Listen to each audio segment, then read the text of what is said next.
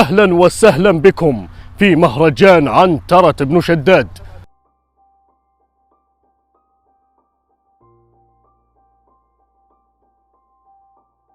سعدت بزيارة مهرجان عنترة بن شداد الثقافي الذي تنظمه وزارة الثقافة في مركز غاف الجواء وبالجوار صخرة عنترة المشهورة التي كانت مكان لقاء واجتماع عنترة بن شداد بمحبوبة عبله.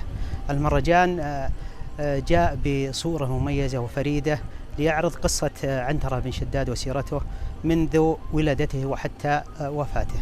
أقسام المهرجان وفعالياته المتنوعة تلفت النظر والتجهيزات رائعة جدا، وأدعو الجميع لزيارة هذا المهرجان للتعرف عن قرب على عنترة بن شداد وسيرته وحياته منذ ولادته وحتى وفاته.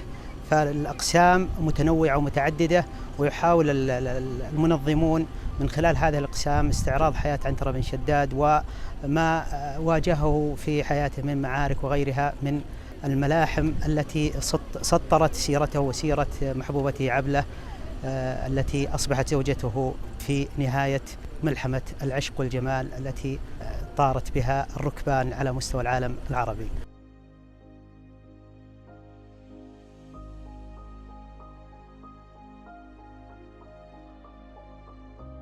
هذا المهرجان جميل، وأتمنى أن أشوفه في كل المهرجانات القصيم.